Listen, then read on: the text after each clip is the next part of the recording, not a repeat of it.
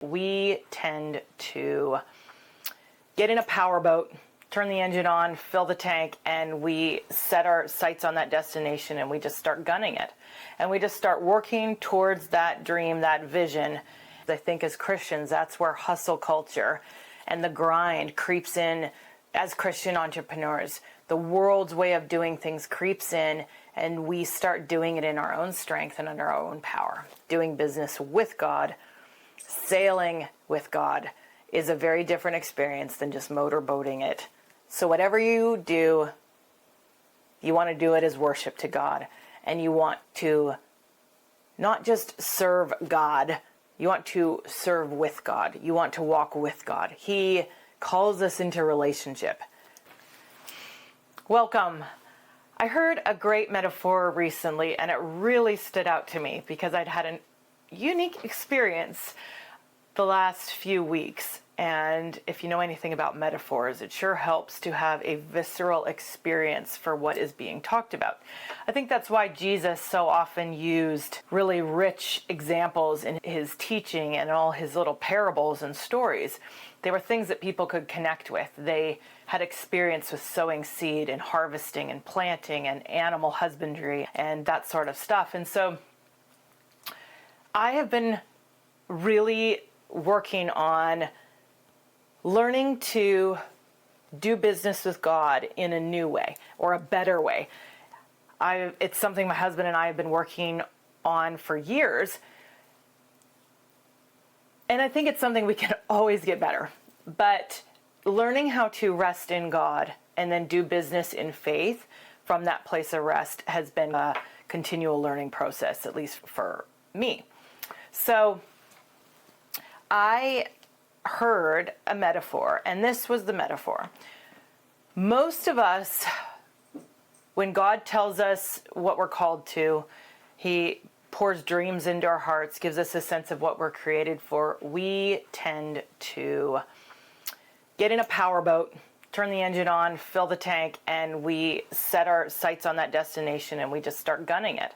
And we just start working towards that dream, that vision, and put it in our crosshairs and just keep going. And so I love how the metaphor was given. The guy doing this he gave the motorboat sound, just bouncing along on the water. I don't even know what a motorboat sounds like, or I'm not very good at doing it clearly. But the other way to do business with God, the other way to do life and pursue our dreams with God is like being in a sailboat. A sailboat needs the wind to power it. And a sailboat is a very different experience than a powerboat. You can't control everything yourself. You need God to breathe wind into the situation. You need God to empower you. And you need to learn skills of navigation to tack into and with the wind. And sailing is a very different art. And I was really struck by this metaphor for two reasons. Again, because I had just had the chance to go sailing for the first time in the past month. Well, first and second time within like the space of a week. I've never sailed to my knowledge before. And my family and I got to go out on an incredible historic, like 100-year-old oyster schooner in the Delaware Bay outside of Cape May, New Jersey, on the Jersey shore. And it was just a spectacular experience. We spent a couple hours at sunset sailing, and we just had an incredible view of the bay. The weather was perfect, and it was just absolutely unforgettable. Shortly thereafter, we were invited to go out on another sailboat. This one was a bit longer. I think we were out for a total of something like 3 hours or something. And just a small sailboat, one man can sail it. Our friend had invited us to go out. We ended up only taking our older son and not the younger one. And it was absolutely breathtaking. It was just so amazing to be on the water and experience sailing for the first time. But it sure made this metaphor of doing business with God a very different just real in a different way. And it's really given me pause to think, how many days do I start my day putting that sail up, asking God for his power and his input?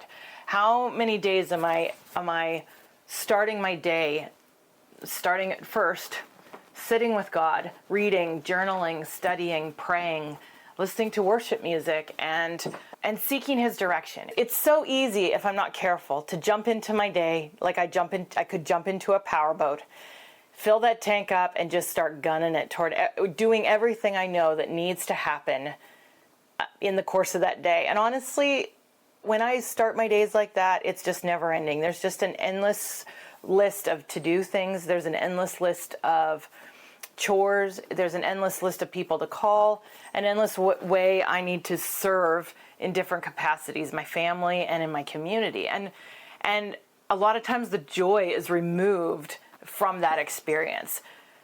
One of the things I am working on and trying to do in a new way is to daily start my day with God, more than maybe I ever have, in a richer way, taking that time really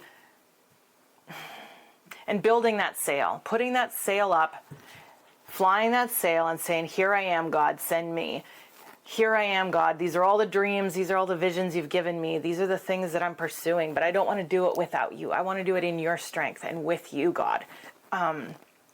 Because God's the one, the Bible says that if you build the house without God, you labor in vain. But if the Lord builds the house, then it's a sure foundation and it's going to last the storms of life. And so I don't want to build something that just crumbles. I want to build with God. I want to do business with God. My husband and I, we want to do business with God. And so I just challenge you to find new ways for you. What does it mean to just seek God and start your day with God, to do business with God? And almost certainly that involves time. That means setting aside time, maybe more time than you ever have. It could be simply another 5, 10, 15 minutes. It could be longer. God might challenge you to sit and be still for an hour, or to go walk and talk with him and pray. And all of those are great things.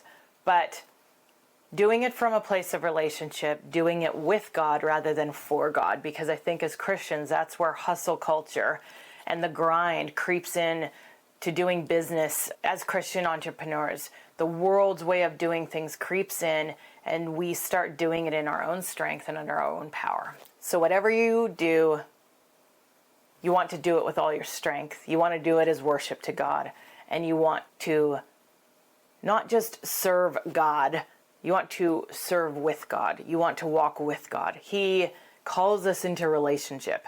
That is the joy and the richness that moves the heart of God.